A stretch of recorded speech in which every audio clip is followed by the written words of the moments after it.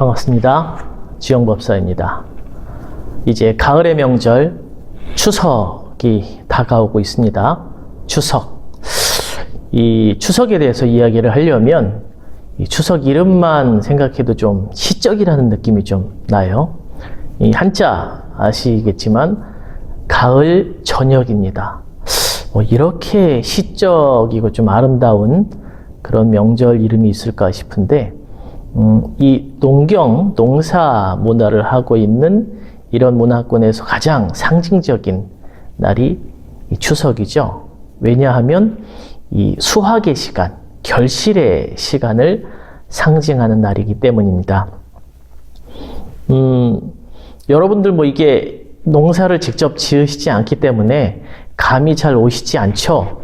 그냥 여러분들은 결실의 시간이 언제입니까?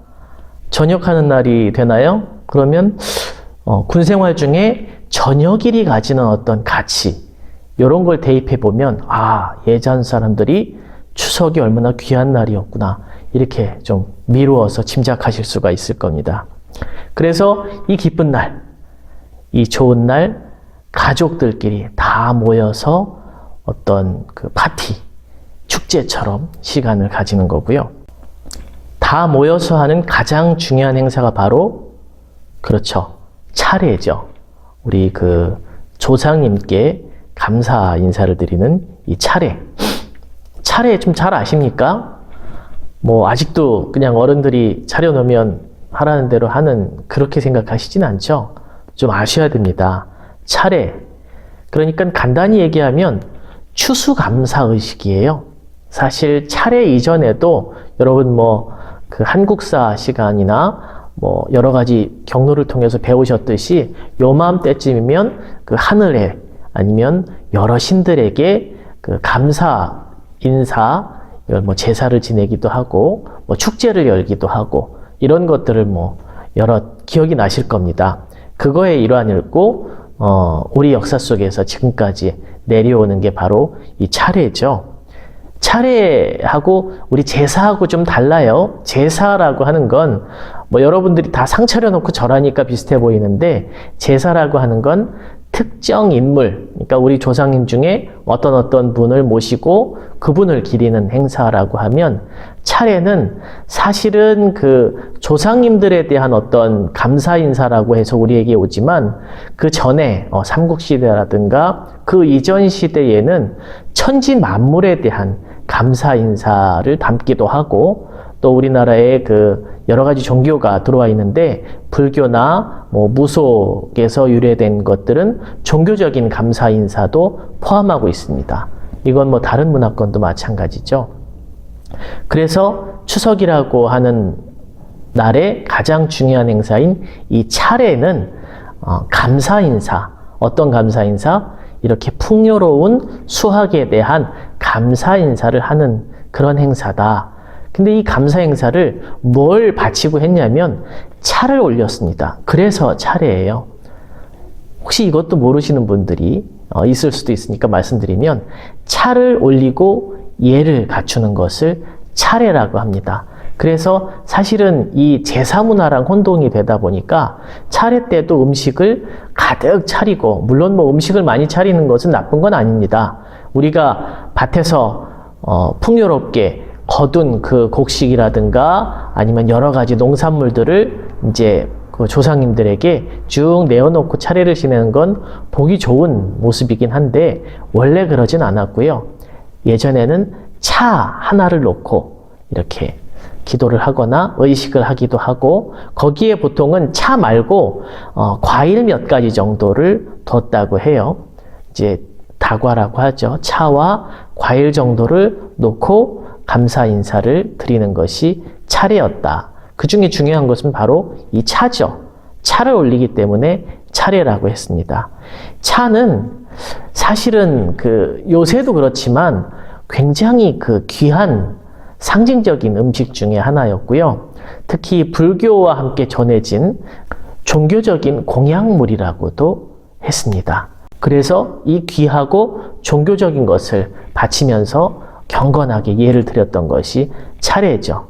만약에 여러분들이 요새 그 집에서 차례를 지내신다면 음식을 좀 줄이고 차에 집중해서 좋은 차를 구해서 차례 의식을 준비해 보는 것도 좋은 생각이 아닐까 합니다. 자, 보통 우리가 추석 인사를 어떤 식으로 하냐면 풍요롭고 행복하시길, 즐거운 날을 가지시길 기원하는 그런 날은 이제 기도하는 그런 이야기들을 많이 합니다. 왜냐하면 이 추석이라는 날이 당연히 그렇겠지만 풍요로워야 한다는 거죠. 이 추석 때 풍요롭지 않으면 그 다가올 겨울이 매우 힘들어지기 때문에 풍요로운 추석을 잘 맞이해야 이 다가오는 긴 겨울을 견딜 수 있는 힘이 될 수 있다.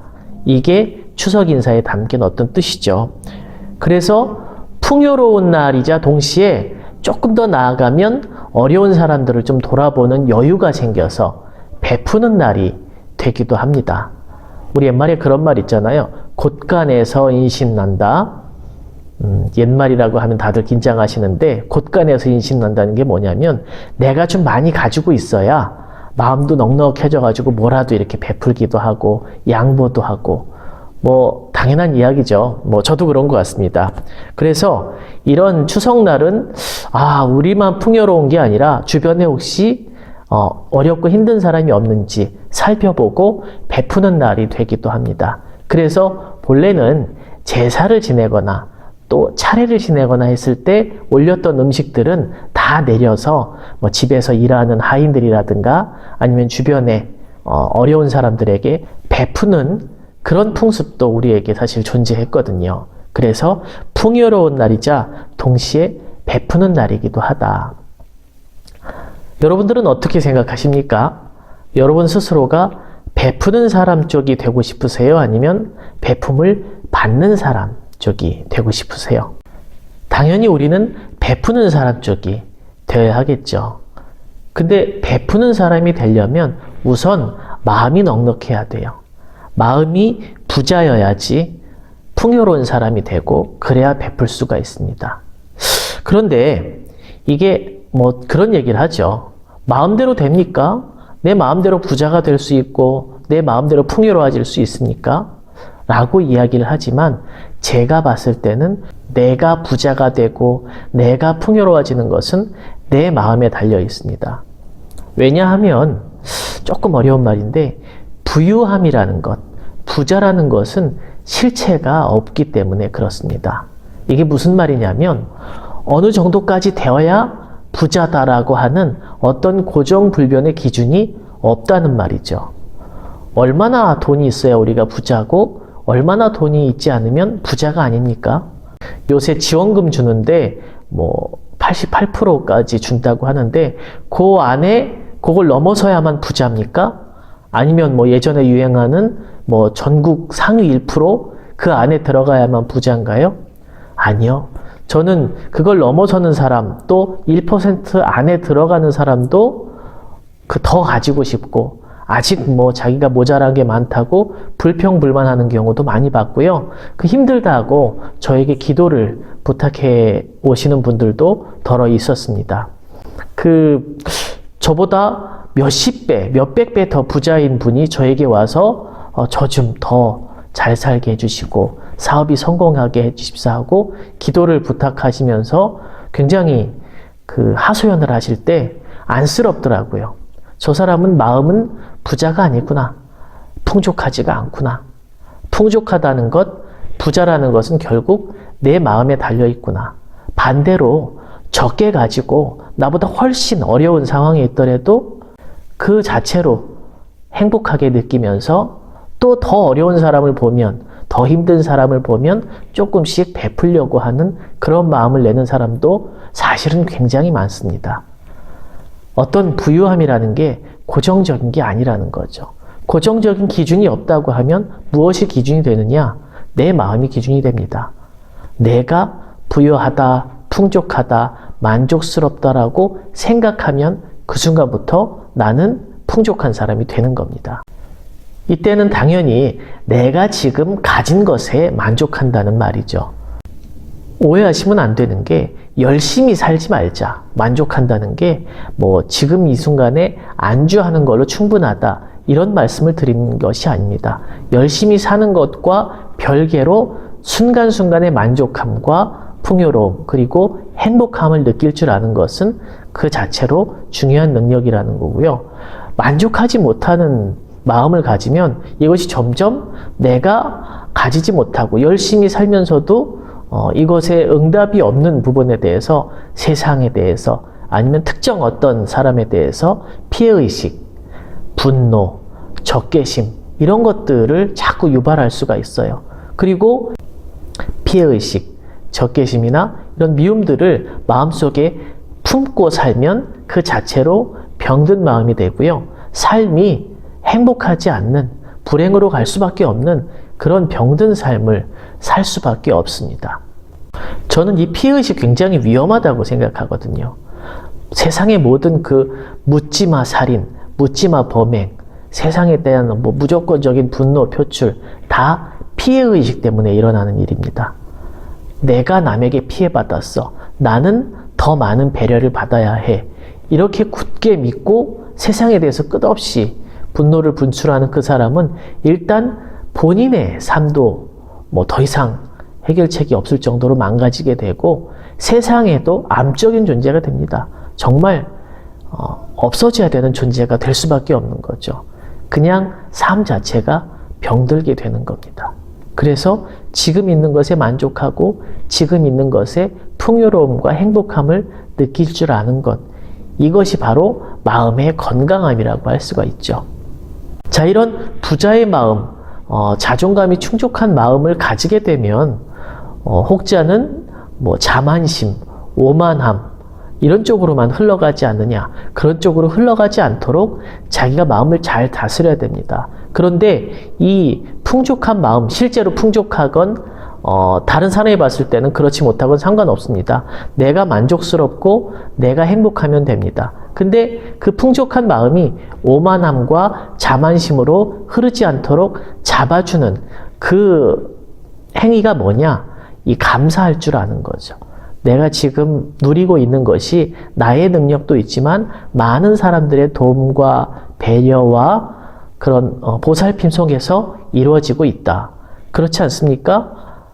우리 부모님에 대한 은혜, 내 주변에 나를 지지해주는 사람들, 조금 더 나아가서 종교적으로 가면 이 천지 만물, 공기, 햇볕, 바람, 비, 이 모든 것들이 다 나의 행복을 도와주는 존재들인데 이 모든 존재들에 대해서 감사한 마음을 내고 그 감사함을 어떻게든 보답하기 위해서 남에게 또 베풀기도 하고 나누어지기도 하는 이런 마음이 나의 어떤 행복함과 나의 이 풍요로움을 잘못된 길로 오만과 자만심으로 흐르지 않도록 잡아주는 아주 중요한 발판이 됩니다. 그래서 우리가 추석을 맞이하면서 대표적인 풍요로운 날을 맞이하면서 우리가 가장 중요하게 하는 행사인 차례, 이 안에는 우리가 스스로 풍족하다는 것을 자각하고 만족할 줄 알고 조금 더 나아가서 감사한 마음, 고맙게 생각하고 남에게 베푸는 마음까지 내고자 하는 그런 깊은 뜻이 담겨 있다는 것을 한번 상기해 보시기 바랍니다. 자, 이번 추석은 마음이 건강해서 더욱더 행복하고 스스로 풍족함을 알고 자각하고 조금 더 나아가서는 감사하고 남에게 베푸는 그런 여유까지 생겨날 수 있는 그런 즐거운 날이 되셨으면 좋겠습니다. 성불하십시오.